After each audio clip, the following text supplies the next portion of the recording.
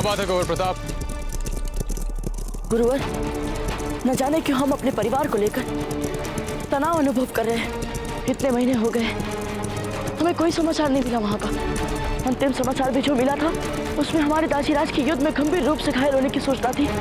उस समय भी हमारी रानी माँ, छोटी माँ, मंजली माँ, इन तीनों का भी समाचार नहीं था गुरुवर। तब तो हमें शीघ्र ही चित्तौड़ पहुंच जाना चाहिए। अब चिंता मत कीजिए कुंवर प्रताप, हमें पूरा विश्वास है कि आपके परिजनों का शुभ समाचार हम तक मार्ग में ही कहीं पहुंच जाएगा। गोकुया जी के बलिदान को आप एक मात्र दासी धर्म कैसे कह सकती हैं धीर भाई जी? हाँ, और वैसे भी वो कोई सैनिक तो थी नहीं जिन्हें मृत्यु का भय नहीं होता है। तो आप सबको क्या लगा है? हमारा मन नहीं दुख रहा, हमारी छाती नहीं फटी जा रही? हम अपने तीस को अपने ही मन में दबा कर रख रहे हैं ताकि जब कुंवर प्रताप लौटे तो हमें हंसता हंसता पाए।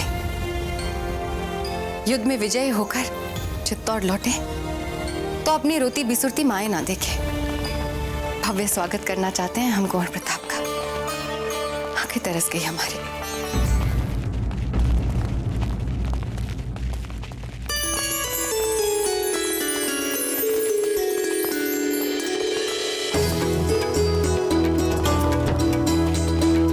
धीर भाई जी, आप जब भी ऐसी बात कहती हैं, हमें लगता है कि हम सबके वियोग को आप शब्द दे रही हो। इसलिए हमने तय किया है कि हम तत्काल चित्तौड़ के लिए प्रस्थान करेंगे,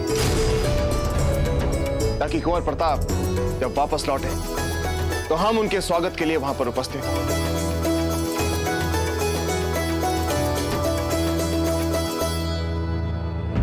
क्या बात है जयवंता भाई जी, आपको हमारी बात अच्छी नहीं लगी? तो ठीक है, अगर आप कहें तो हम कुछ और दिन यहाँ बिचौलिया में रुक सकते हैं। नहीं नहीं राणा जी, हम चित्तौड़ जाएंगे।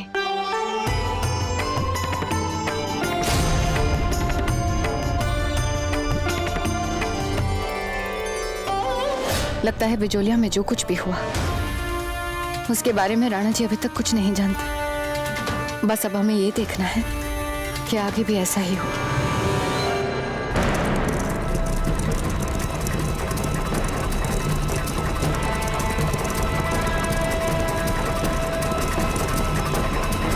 ये तो हम जानते हैं रावत जी कि सहस्त्र सैनिकों के सेना के उपरांत मिली पराजय से बैरम खान कभी उबर नहीं पाए। परंतु हम ये जानना चाहते हैं कि वो कौन कौन से कारण हैं जिससे ये युद्ध लगभग हमारे हाथों से निकल चुका है। उदाहरण के तौर पर राव सुल्तान को एक कैसे पता चला कि हमारी रानियां और मेवाड़ का राजकोष मेवाड़ में नहीं बिचौलिया में। इसलिए राव सुल्तान के अपने सेना सहित बिचौलिया पहुंचने से हमारा युद्ध से ध्यान भंग हो गया। इसलिए बजाय बैरम खान के विरुद्ध कुंवर प्रताप का साथ देने के हमें कुंवर प्रताप अकेले ही बैरम खान के साथ युद्ध करने के लिए छोड़ना पड़ा।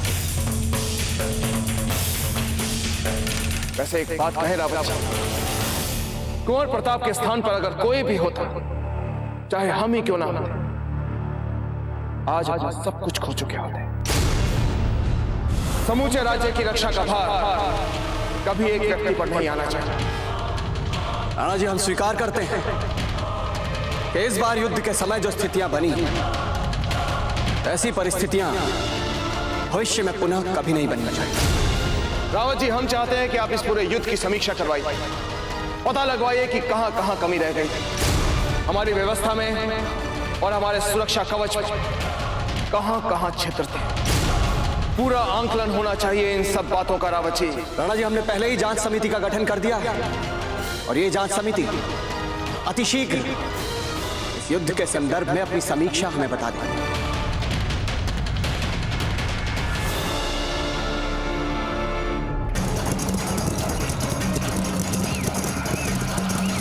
भाजीराज, हमने कहा था ना यहाँ कोई गड़बड़ नहीं हुई होगी। देखिए, हम लगभग पहुंच ही गए हैं, वहां सब ठीक ही लग रहा है।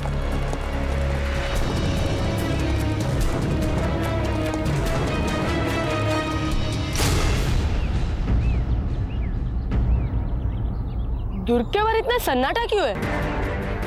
कहाँ गए सारे लोग, सारे द्वारपाल? कोई सैनिक भी नहीं है यहाँ पे। हो सकता है ऋषभ गांव में गए हो, तलहटी में।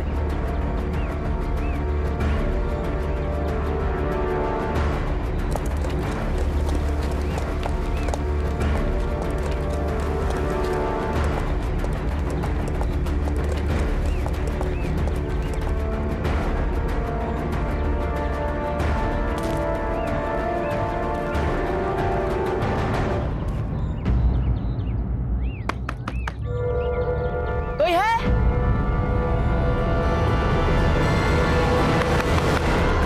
द्वार खोलिए। रानी माँ, राजीराज, द्वार खोलिए। रानी माँ, राजीराज, द्वार खोलिए। द्वार खोलिए। राजीराज, कोई है?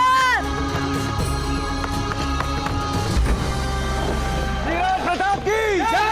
अधिराज प्रताप की जय। अधिराज प्रताप की जय। अधिराज प्रताप की जय।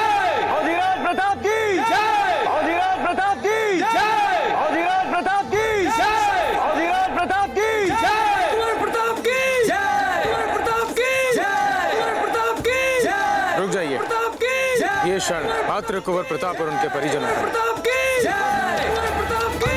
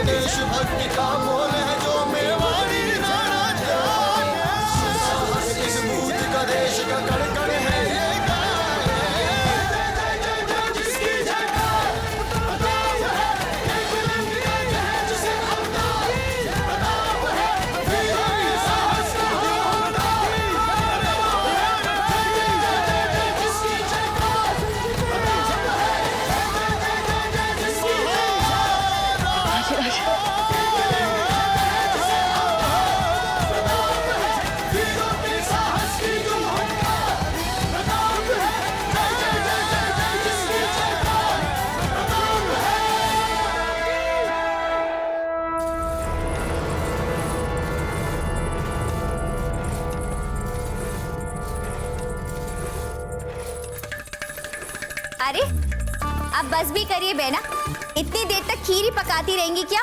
अभी तो 56 भोग बनाने हैं। आप चिंता मत कीजिए सच्चा जीजा। आज हमारे हृदय में कुंवर प्रताप के लिए जो प्रेम उमड़ रहा है ना, उसमें बहुत शक्ति है। हम तो बस इतना कहना चाहते हैं कि कुंवर प्रताप जैसा पुत्र देकर जीजा ने तो हमें धन्य ही कर दिया है। अब कुंवर जगमाल को ही देखिए, वो कितने ही प्रयत्न क्यों ना करे, पर कुंवर प्रताप के पैरों की धूल के बराबर भी नहीं बन सकते। और कैसे बन पाएंगे? उन्होंने तो हमारे जैसी साधारण स्त्री की कोख से जन्म लिया है, जयवंता जीजा जैसी महान स्त्री की कोख से नहीं। वाह बेना वाह, क्या बात है। आज ये सूरज पश्चिम से कैसे निकला? जीजा के लिए आपके मुख से इतना आदर, इतना प्रेम। प्रेम और आदर तो पहले से ही था, पर बिजोलिया में जो जीजा ने हमें संकट से बचाया, उसके बाद जीजा के लिए हमारे मन में आस्था और भी दृढ़ हो गई है। हम जानते हैं धीर भाई जी, आपको ये चिंता मन ही मन खा रही है कि कहीं बिजोलिया की सारी बातें हम राणा जी से ना कह दें। चिंता मत कीजिए, हम कुछ नहीं कहेंगे। सच कह रही हैं आप जीजा? हाँ, क्योंकि हमारा ये राज परिवार स्नेह और विश्वास के धागे में बंधा रहे, इसके लिए हम कोई भी मूल्य चुका सकते हैं। रानी सर, बाबूजी राज प्रताप आ गए हैं। कुंवर प्रताप आ गए? तो यहाँ खड़ी खड़ी क्या देख रही हो? जाके पूजा का थाल तैयार करो, जाओ जल्दी। आपको इतना व्याकुल होने की कोई आवश्यकता नहीं है धीरबाई जी। प्रताप के लिए पूजा का थाल हमने तैयार कर लिया है।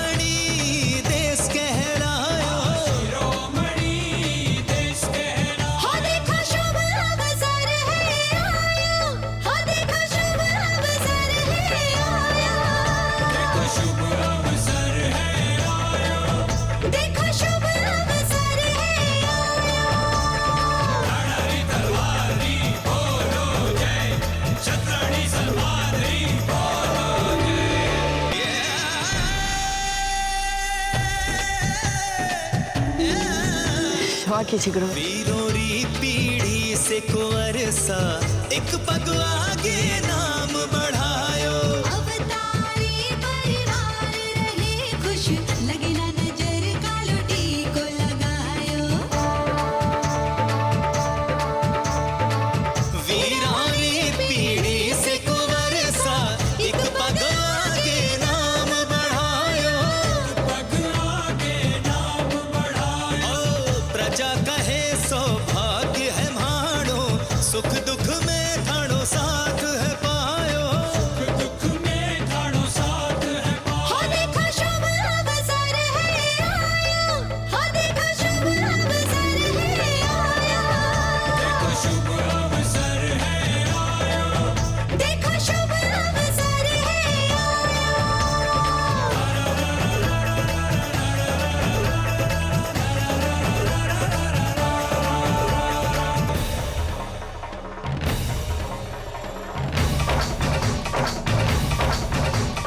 इंदु मेरे पुतारी बोलो जय, राजपूती सम्मानी बोलो जय।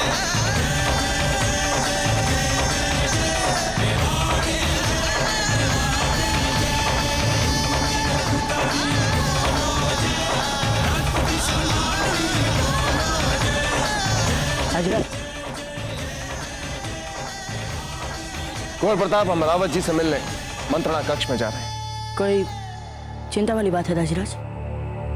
आपके लिए चिंता करने वाली कोई बात नहीं। हमारा तो यह सुझाव है कि जब तक हम रावत जी से मिलें तब तक आप जाकर अपनी माताओं से मिल लीजिए, उनका मन भी शीतल हो जाएगा। जी दाजीराज।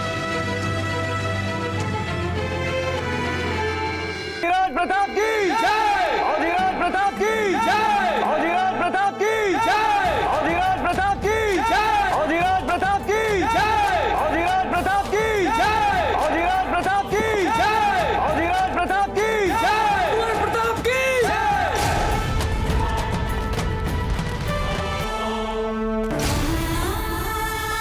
सचा भी ना, कहाँ है कुंवर प्रताप? हमें दिख नहीं रहे हैं। जीजा, पहले आप अपने आंखों से आंसू तो पोंछिए। आंखों से आंसू हटेंगे तभी तो आपको दिखेंगे कुंवर जी।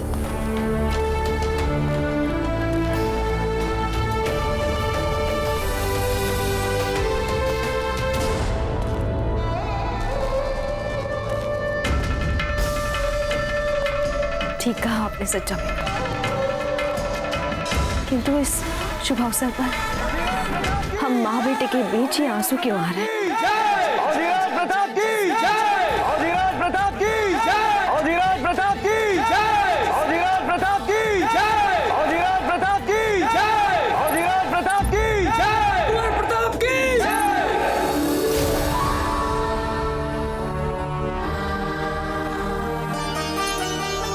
यदि अगली बार महल से इतने दिनों के लिए दूर जाना तो हमें भी साथ ले चलना। छोटी माँ, अब हम आ गए हैं ना, तो समझ लीजिए अब से सारा समय आपके और जगमाल के नाम।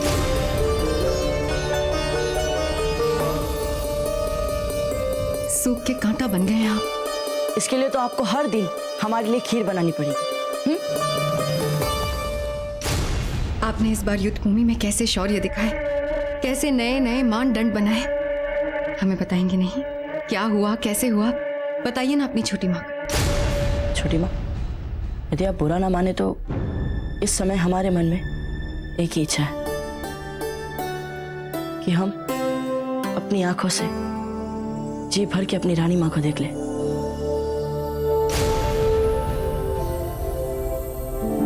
उसके बाद आप जो सुनना चाहती हैं हम आपको बताएंगे छोटी माँ, परंतु इस समय हमें अपनी रानी माँ से मिल लेने दीजिए।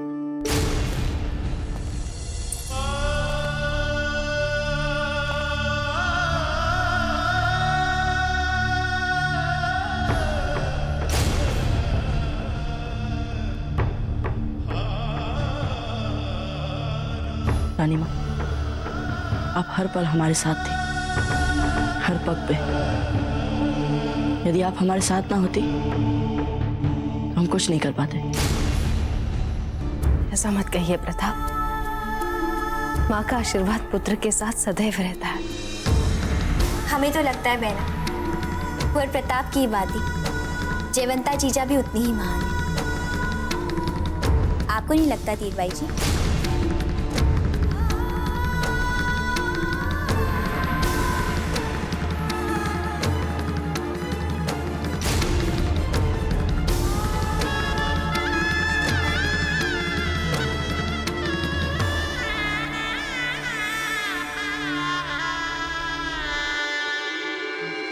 रावत जी, हो क्या गया है आपको? हमने आपसे पता लगाने के लिए कहा था कि मालूम कीजिए राव सूरतन को हमारे गुप्त राजकीय सूचनाओं के बारे में कैसे जानकारी मिली।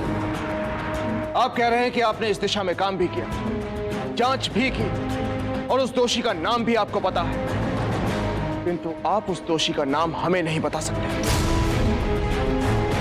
क्यों रावत जी? उत्तर दीजिए। क्या वो व्यक्ति इतना महत्वपूर्ण है, हमसे भी अधिक महत्वपूर्ण? ऐसी बात नहीं है राणा जी, हम मात्र इतना कहना चाहते हैं कि जिस किसी ने भी ये किया है वो अनभिज्ञता में किया है, इसलिए जाने दीजिए। आप हमारे धैर्य की और परीक्षा मत लीजिए रावत जी। नाम बताइए उस दोषी का। राणा जी, हमने वो पत्र भी ढूंढ लिया जो उस राव सूरतन ने आपके नाम से बिजोलिया भेजा था।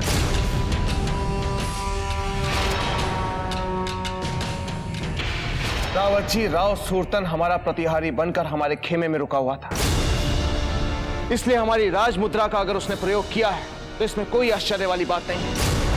हम ये जानना चाहते हैं कि उसने वो पत्र बिजोलिया में किसको लिखा था और क्यों लिखा था और उस पत्र में क्या लिखा गया था।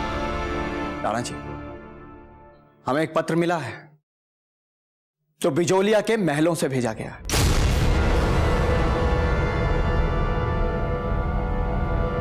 महारानी सा द्वारा। महारानी सा की ओर से?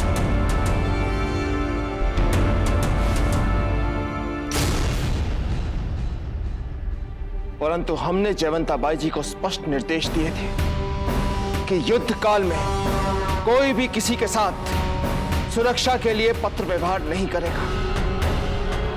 फिर क्यों लिखा उन्होंने ये पत्र? राणा जी, ये संदेश पत्र आपके लिए ही भेजा गया था, किंतु दुर्भाग्य से ये राव सुरतन के हाथ में पड़ गया और उस दुष्ट ने इसी बात का लाभ उठाकर आपके नाम से ये संदेश पत्र बिजोलिया भेज दिया, ताकि इस दुष्ट को बिजोलिया पर आक्रमण करने में आसानी हो सके।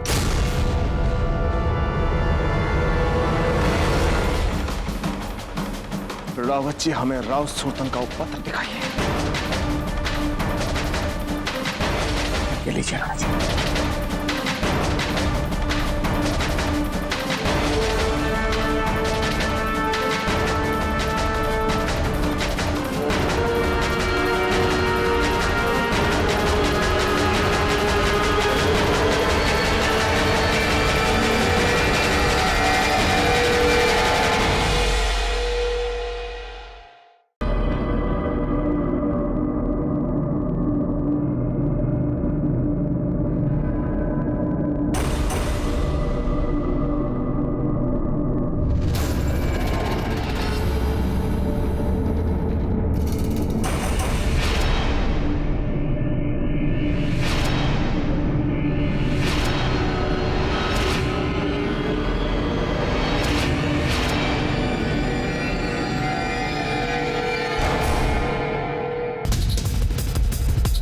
हमें जीने का एक अवसर देके अपनी मौत पे मुहर लगा दी है राणा उदय सिंह।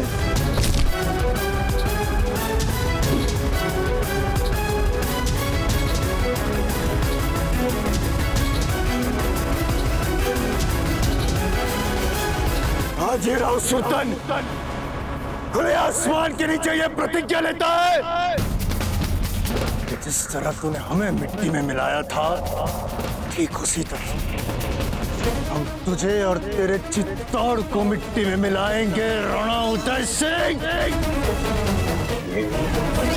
प्रण देता है राव सुल्तान, प्रण।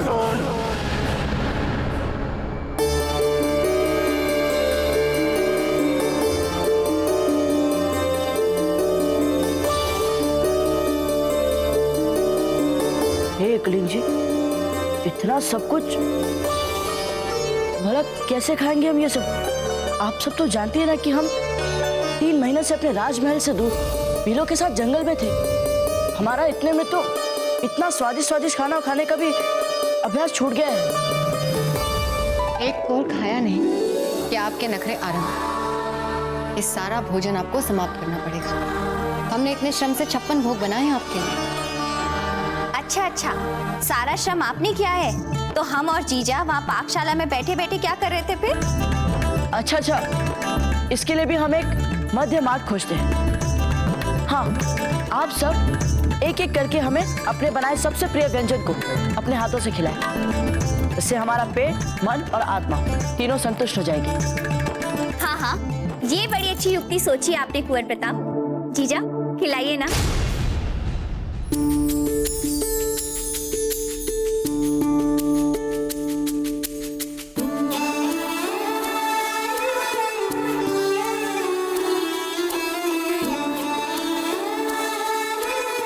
रानी माँ, हमारा मन नहीं भरा, एक और खिलाइए ना।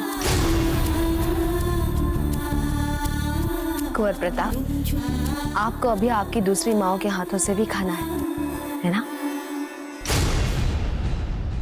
हाँ, हमने तो भाई वही बनाया जो हमें सबसे अच्छा बनाना आता है। खट्टे आम की चटनी।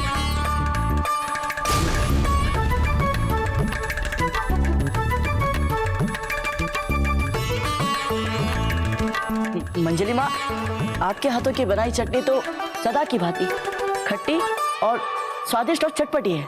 अच्छी बनी है ना?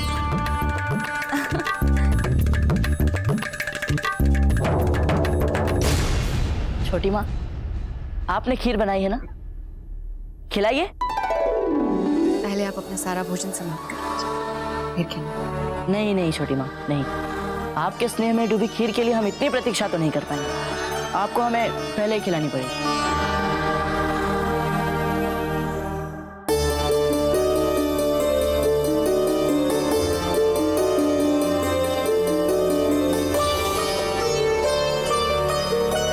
बंद करो ये सब।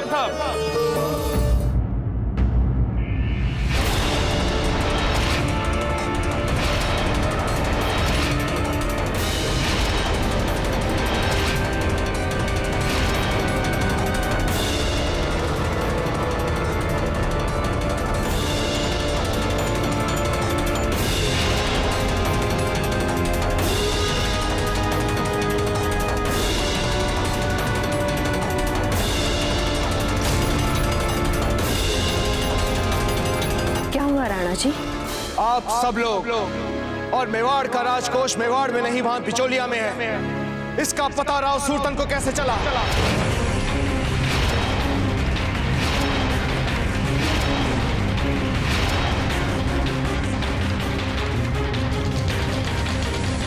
वैसे हमारा पेट तो इतना भर चुका है कि अब हम और कुछ नहीं खा सकते।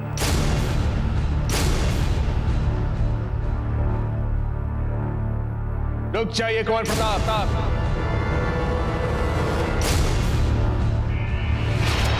नहीं खड़े रहिए, क्योंकि यहां जो बात चल रही है उसका सीधा सीधा संबंध मेवाड़ की सुरक्षा से।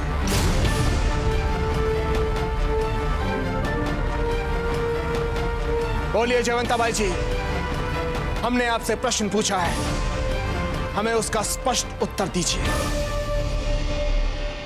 अब जाने दीजिए ना राणा जी।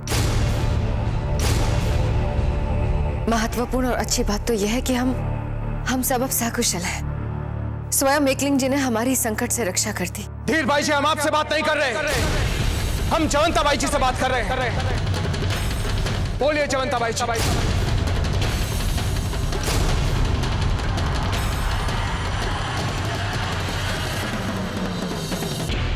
क्योंकि आपका मौन हमारे क्रोध को इस पत्र में लिखी बातों से अधिक बढ़ा रहा है।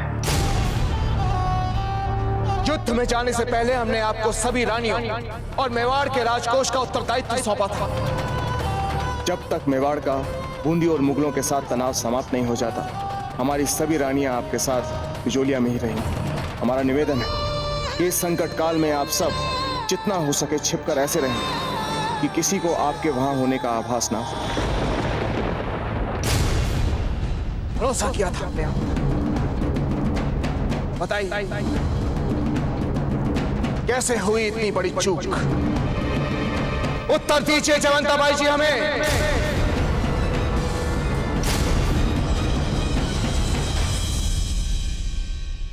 भूल हो गई जीजा से राणा जी।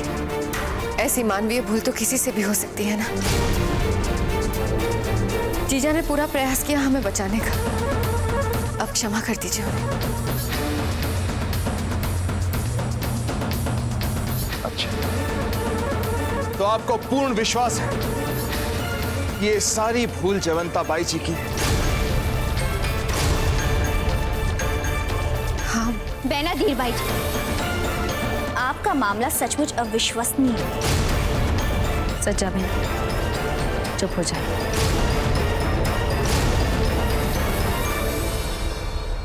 राणा जी, ये सत्य है कि आपने अपने परिवार और मेवाड़ के राजकोष का उत्तरदायित्व हम पर सौंपा था, और ये भी सत्य है कि हम इस उत्तरदायित्व को पूरा नहीं कर पाए।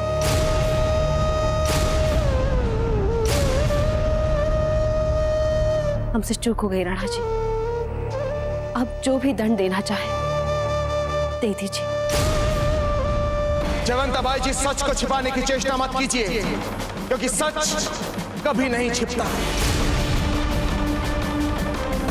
सच को जितना दबाया जाए वो उतना ही मुखर हो जाता है। मेवाड़ की महारानी हैं आप, क्या इतनी सी बात नहीं जानती? और सच ये है कि राव सुरतन को आप सबका पता इस पत्र से चला।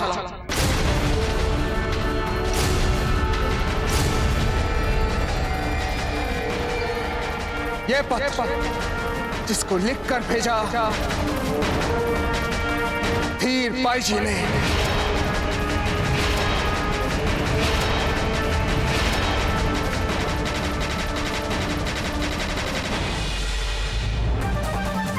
नहीं नहीं नहीं दाजीराज, छोटी माँ से कैसे? चुप हो जाइए कुंवर प्रताप।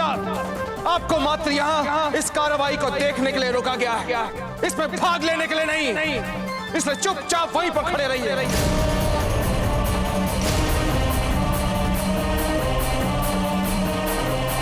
यदि आपको ये लग रहा था जयवंता बाई जी कि आपका मौन असली दोषी को छिपा लेगा, तो संभवतः आप हमें मूर्ख समझ रहे हैं। नहीं नहीं राणा जी, हम आपके बारे में ऐसा कैसे सोच सकते हैं? तो फिर आपने कैसे मान लिया जयवंता बाई जी कि मेवाड़ की सुरक्षा के प्रति हुए इस अक्षम्य अपराध के बारे में हम कभी नहीं जान पाएंगे?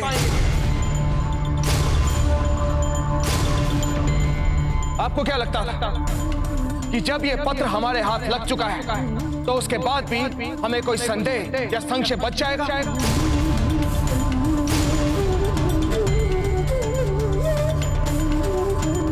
आपने कैसे मान लिया जयवंता बाई जी कि इस पत्र में प्रयोग किए गए इत्र की सुगंध से हमें यह नहीं पता चलेगा कि ये किस रानी का काम है? आपको क्या लगता था कि राव सूरतन इस पत्र में जिसे सुगंध वाली रानी कह रहा है वो कहां और किसे लिख रहा है? क्या इतनी सी बात हमें समझ में नहीं आएगी जयवंता बाई जी?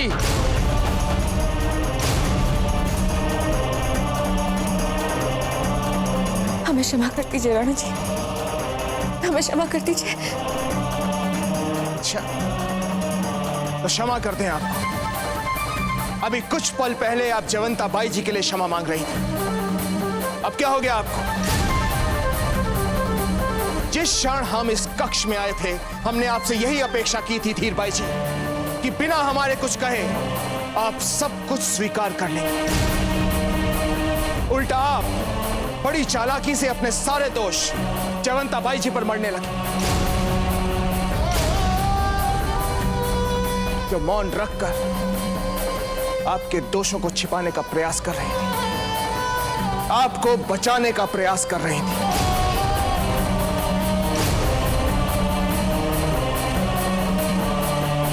परंतु अभी भी जयवंता बाई जी हमारी दृष्टि में असली दोषी आप हैं।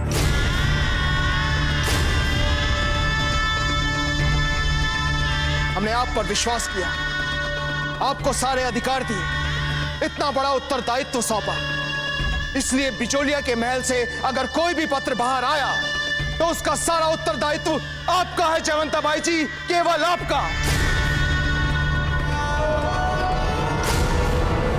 जयवंता बाई जी, आपकी इस ढील या सावधानी, आप चाहे इसे जो भी कह लें, इससे हमारे मन में संदेह पैदा हो गया है कि मेवाड़ की सुरक्षा व्यवस्था को लेकर अब हम किस पर विश्वास करें और किस पर नहीं। फिर भी हम इस अक्षम्य असावधानी को दंडित किए बिना नहीं रह सकते। नहीं नहीं राणा जी, ये मात्र एक अधूरा सच है। सच्चा बिना चुप रहिए। राणा जी, आप जो भी दंड देना चाहें हम उसे सम्मान सहित स्वीकार कर लेंगे। हमसे भूल हुई है, हमें दंड मिलना चाहिए। बस जीजा बस, हर बात की भी एक सीमा होती है। हमने कहा ना सज्जा बेना, आप इस सब में ना पड़े। तो आप क्या चाहती है जीजा, हम आपको दूसरे की मनमानी और भूल के लिए यूं ही दंडित होते देखते रहे?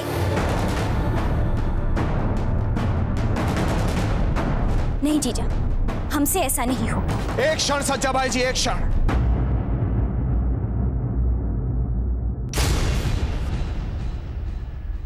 अब जब हम यहां हैं तो हमसे कोई भी सच छिपा नहीं सकता। इस घटना की इकलौती साक्षी आप हैं सज्जा बाई जी, इसलिए आप हमें सच बताएंगे कि उस दिन क्या और कैसे हुआ था। सब बताइए सच।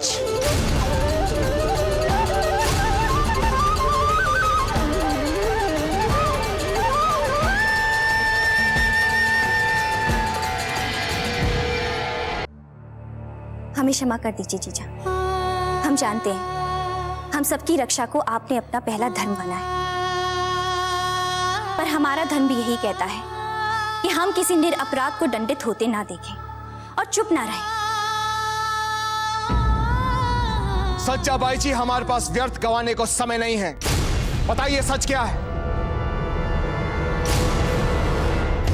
सच बात तो यह है राणा जी कि जीजा ने न केवल बैना को वो पत्र लिखने के लिए मना किया, बल्कि उन्हें ऐसा करने से रोकने का अथक प्रयास भी किया। कि हम एकमात्र पत्र भेजना चाहते हैं राणा जी को, ताकि हमें यह पता चले कि वो सकुशल है। यदि आपने हमें रोका या किसी ने भी हमें रोका तो हम ये विष खाकर अपने प्राण ले लेंगे जीजा। आप तो इतनी सी बात भी समझ नहीं पा रही है धीर भाई जी कि ये है ही नहीं राणा जी की लिखावट। हम तो आरंभ की 4 पंक्तियां पढ़कर ही समझ गई थी। राणा जी सदा अपना पत्र आरंभ एकलिंग जी के नाम से करते हैं।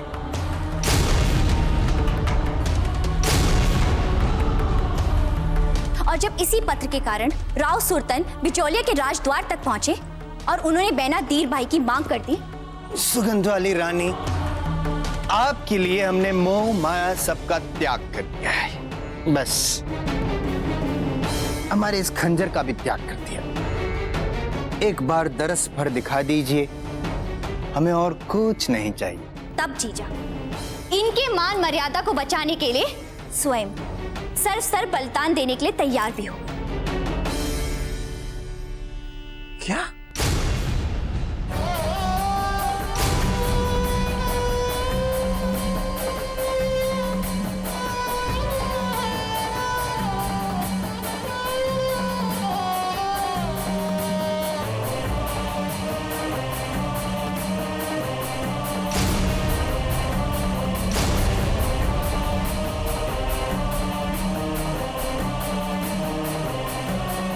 अंतिम समय में यदि कोकैया जी जीजा से इस आत्मोत्सर्ग का अवसर हठपूर्वक न छीन लेती तो आज जीजा हमारे बीच न होती।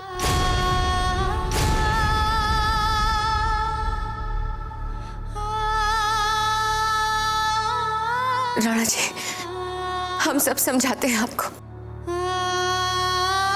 हमारा उद्देश्य मेवाड़ की सुरक्षा को हानि पहुंचाना नहीं था। बस धीर भाई जी, वहीं पर रुक जाइए। मेवाड़ का न्याय तंत्र अपराध के पीछे छुपे उद्देश्यों को निर्णय का आधार नहीं मानता, परंतु प्रतिफल को सोचकर उसका निर्णय लेता है। धीर भाई जी, आप इसी क्षण जयवंता बाई जी के कदमों में अपना सर रख के उनसे क्षमा मांगिए।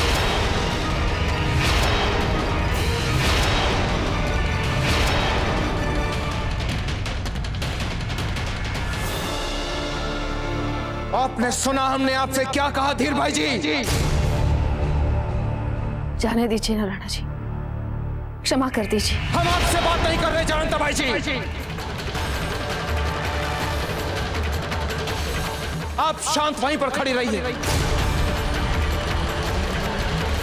चलिए धीर भाई जी, क्षमा मांगिए।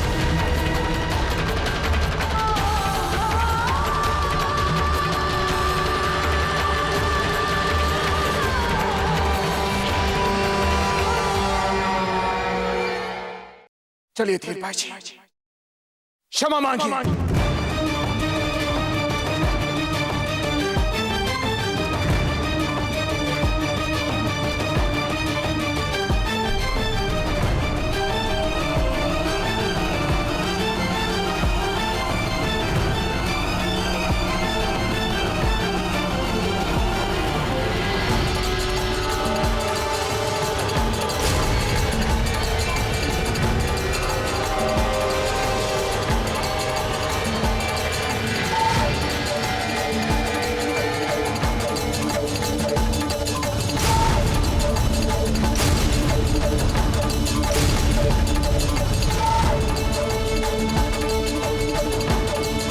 हम क्षमा कर दीजिए।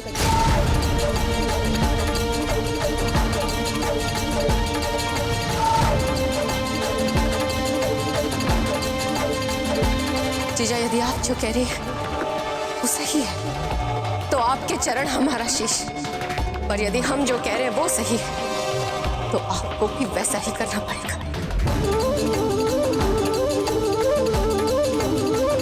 धीर भाई जी, आपके मनमाने कार्य न केवल मेवाड़ की मर्यादा को मिट्टी में मिला सकते थे, बल्कि उसके अस्तित्व को हमेशा के लिए समाप्त कर सकते हैं।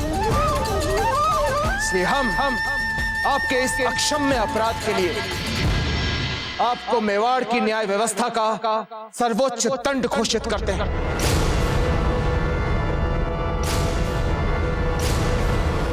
हम मेवाड़ नरेश राणा उदय सिंह रानी धीरबाई जी को उनके इस अक्षम्य अपराध के लिए मृत्यु दंड की घोषणा करते हैं।